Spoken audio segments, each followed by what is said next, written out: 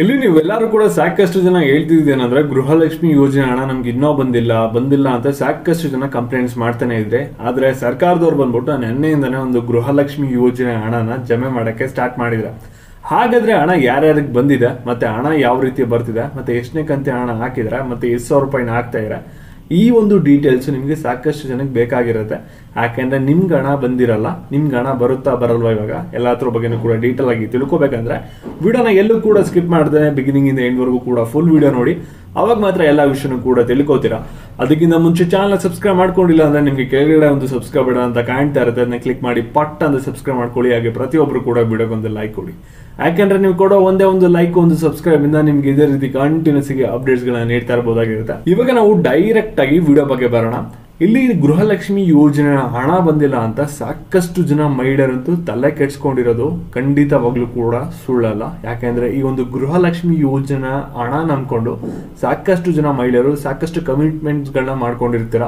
ಮತ್ತೆ ಸಾಕಷ್ಟು ಜನ ಮೊಬೈಲ್ ಬ್ಯಾಲೆನ್ಸ್ ನ ಚೆಕ್ ಮಾಡ್ತಾ ಇರ್ತೀರ ಪ್ರತಿದಿನನೂ ಕೂಡ. ಹಣ ಬರಬೇಕಾಗಿತ್ತು ಆದ್ರೆ ಬಂದಿಲ್ಲ, ಹಣ ಬರಬೇಕಾಗಿತ್ತು ಬಂದಿಲ್ಲ, ಇದೇ ರೀತಿ ಪ್ರತಿದಿನನೂ ಕೂಡ ಚೆಕ್ ಮಾಡ್ತಾ ಇರ್ತೀರ. ಮತ್ತೆ ಅಕ್ಕಪಕ್ಕನೂ ಕೂಡ ಕೇಳ್ತಾ ಇರ್ತೀರ ಗೃಹಲಕ್ಷ್ಮಿ ಯೋಜನೆ ಹಣ ನಿಮ್ಗೆ ಏನಾದ್ರು ಬಂತ ಅಂತ. ಆದ್ರೆ ಯಾರಿಗೂ ಕೂಡ ಗೃಹಲಕ್ಷ್ಮಿ ಯೋಜನೆ ಹಣ ಬಂದಿರಲ್ಲ. ಇದರಿಂದ ನಿಮ್ಗೂ ಕೂಡ ಕನ್ಫ್ಯೂಷನ್ ಆಗಿರುತ್ತೆ, ಈ ಸರ್ಕಾರದವ್ರು ಈ ಒಂದು ಗೃಹಲಕ್ಷ್ಮಿ ಯೋಜನೆ ಹಣ ಕರೆಕ್ಟ್ ಆಗಿ ಆಗ್ತಾ ಇರಲ್ಲ ಅಂತ. ಹೌದು, ಸರ್ಕಾರದವ್ರು ಏನ್ ಮಾಡ್ತಾ ಇದ್ದಾರೆ ಅಂದ್ರೆ ಎಲೆಕ್ಷನ್ಗಿಂತ ಮುಂಚೆ ಕರೆಕ್ಟ್ ಆಗಿ ಆಗ್ತಿರೋ ಟೈಮ್ ಟು ಟೈಮ್. ಆದ್ರೆ ಎಲೆಕ್ಷನ್ ಆದ್ಮೇಲೆ ನಿಮ್ಗೆ ಕೈ ಕೊಟ್ಟಿದ್ರೆ ಪ್ರತಿ ತಿಂಗಳು ಕೂಡ ಕರೆಕ್ಟ್ ಡೇಟ್ಗಂತೂ ಗೃಹಲಕ್ಷ್ಮಿ ಯೋಜನೆ ಹಣ ಬರ್ತಲ್ಲ. 1-2 ತಿಂಗಳು 3 ತಿಂಗಳು ಬಿಡ್ಕೊಂಡು ಆ ರೀತಿ ಬರಕ್ಕೆ ಶುರು ಆಗಿದೆ. ಇದು ಜಸ್ಟ್ ಸ್ಟಾರ್ಟಿಂಗ್, ಇನ್ನು ಮುಂದೆ ಹೋಗ್ತಾ ಹೋಗ್ತಾ ಒಂದು 6 ತಿಂಗಳಾದ್ರೂ ಕೂಡ ಆಗ್ಬೋದು. ಆದ್ರೆ ಇವಾಗ ಸರ್ಕಾರದವ್ರು ಏನ್ ಮಾಡಿದಾರೆ ಅಂದ್ರೆ ನಿನ್ನೆಯಿಂದನೇ ಒಂದು ಗೃಹಲಕ್ಷ್ಮಿ ಯೋಜನೆ ಹಣಕ್ಕೆ ನೀವೇನ್ ವೆಯ್ಟ್ ಮಾಡ್ತಿದ್ರಲ್ಲ ಅದು ಫೈನಲಿ ಬಂದು ಕ್ರೆಡಿಟ್ ಆಗಿದೆ. ಹಾಗಾದ್ರೆ ಹಣ ಬಂದ್ಬಿಟ್ಟು ಯಾರಿಗೆ ಬಂದಿದೆ, ಯಾವ ರೀತಿ ಬಂದಿದೆ, ಎಷ್ಟನೇ ಕಂತಿ ಹಣ ಕ್ರೆಡಿಟ್ ಮಾಡಿರೋದು ಎಲ್ಲಾನು ಕೂಡ ಈ ಒಂದು ವಿಡಿಯೋದಲ್ಲಿ ಈಗ ತಿಳಿಸ್ಕೊಡ್ತೀನಿ. ಗಮನ ಇಟ್ಟು ವಿಡಿಯೋನ ಕೊನೆವರೆಗೂ ಕೂಡ ನೋಡಿ. ಹಾಗೆ ಇನ್ನು ಚಾನಲ್ ಸಬ್ಸ್ಕ್ರೈಬ್ ಮಾಡ್ಕೊಂಡಿಲ್ಲ ಅಂದ್ರೆ ಕೆಳಗಡೆ ಸಬ್ಸ್ಕ್ರೈಬ್ ಬಟನ್ ಅಂತ ಕಾಣ್ತಾ ಇರೋದನ್ನ ಕ್ಲಿಕ್ ಮಾಡಿ ಪಟ್ ಅಂತ ಸಬ್ಸ್ಕ್ರೈಬ್ ಮಾಡ್ಕೊಳ್ಳಿ.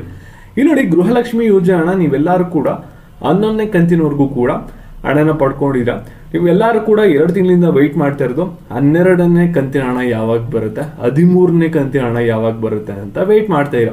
13ನೇ ಕಂತಿನವರೆಗೂ ಕೂಡ ವೆಯ್ಟ್ ಮಾಡ್ತೀರಿ. ಇವಾಗ 14ನೇ ಕಂತಿನವರೆಗೂ ಕೂಡ ವೆಯ್ಟ್ ಮಾಡೋ ಒಂದು ಪರಿಸ್ಥಿತಿ ಬಂದಿದೆ. ಇವಾಗ ನಿಮ್ಗೆ 4,000 ರೂಪಾಯಿ ಬರ್ಬೇಕಾಗಿದ್ದು ಇವಾಗ 6,000 ರೂಪಾಯಿ ಬರಬೇಕು, ಅಲ್ಲಿವರೆಗೂ ಕೂಡ ಹೋಗಿದೆ. ಇಲ್ಲಿ ಸರ್ಕಾರದವರು ಏನ್ ಹೇಳ್ತಾ ಇದ್ದಾರೆ ಅಂದ್ರೆ ಇಲ್ಲಿ 4,000 ಬಂದಿಲ್ವಾ, ಯಾರು ಕೂಡ ತಲೆ ಕೆಡ್ಸ್ಕೊಳಕತ್ತಿಲ್ಲ, ಮುಂದಿನ ತಿಂಗಳು ಅದನ್ನು ಸೇರಿಸಿ 6,000 ಕೊಡ್ತೀವಿ ಅಂತ ಇವಾಗ ಒಂದು ಸ್ಟೇಟ್ಮೆಂಟ್ ನ ಕೊಟ್ಟಿದ್ದಾರೆ.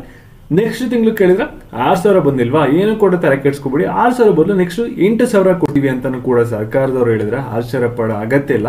ಯಾಕೆಂದ್ರೆ ಸರ್ಕಾರದವರು ಒಂದು ಗೃಹಲಕ್ಷ್ಮಿ ಯೋಜನೆ ಹಣ ನಿಮ್ಗೆ ಏನ್ ಹಾಕ್ಬೇಕಲ್ಲ ಅದನ್ನ ಆ ರೀತಿ ಮುಂದೂಡ್ತಾ ಬರ್ತಾ ಇದ್ದಾರೆ. ಸರಿನಾ? ಇವಾಗ ನಿನ್ನೆ ಒಂದು ಗೃಹಲಕ್ಷ್ಮಿ ಯೋಜನೆ ಹಣ ಕೊನೆಗೂ ಕೂಡ ಬಂದು ಜಮೆ ಆಗಿದೆ. ಯಾರಿಗೆ ಅಂದ್ರೆ ಇಲ್ಲಿ ನೀವೆಲ್ಲರೂ ಕೂಡ 12-13ನೇ ಕಂತೆ ಹಣಕ್ಕೆ ವೆಯ್ಟ್ ಮಾಡ್ತಾ ಇರ. ಇಲ್ಲಿ ಎಷ್ಟೊಂದು ಜನಕ್ಕೆ ಏನಾಗಿದೆ ಅಂದ್ರೆ ಒಂದು 80,000 ಜನಕ್ಕೆ ಬಂದ್ಬಿಟ್ಟು ಗೃಹಲಕ್ಷ್ಮಿ ಯೋಜನೆದು 11ನೇ ಕಂತೆ ಹಣ ಬಂದ್ಬಿಟ್ಟೆ ಕ್ರೆಡಿಟ್ ಆಗಿರಲಿಲ್ಲ. ಅಂತವ್ರಿಗೆ ಏನ್ ಮಾಡಿದ್ರೆ ಅಂದ್ರೆ ನಿನ್ನೆ ಎಲ್ಲಾರ್ಗೂ ಕೂಡ 11ನೇ ಕಂತೆ ಹಣ ಬಂದ್ಬಿಟ್ಟು ಜಮೆ ಮಾಡಕ್ಕೆ ಸ್ಟಾರ್ಟ್ ಮಾಡಿದ್ರೆ.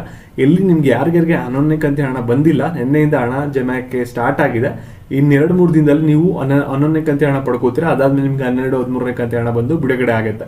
ಮತ್ತೆ ಈ ಒಂದು ವಿಡಿಯೋನ ಗೃಹಲಕ್ಷ್ಮಿ ಯೋಜನೆ ಹಣ ಯಾರು ಪಡಿತಾ ಇರ್ತಾರೆ ಎಲ್ಲರಿಗೂ ಕೂಡ ಶೇರ್ ಮಾಡಿ. ಮತ್ತೆ ಇದೇ ರೀತಿ ಅಪ್ಡೇಟ್ಸ್ಗಾಗಿ ಚಾನಲ್ನ ಸಬ್ಸ್ಕ್ರೈಬ್ ಮಾಡ್ಕೊಳ್ಳಿ. ಧನ್ಯವಾದಗಳು.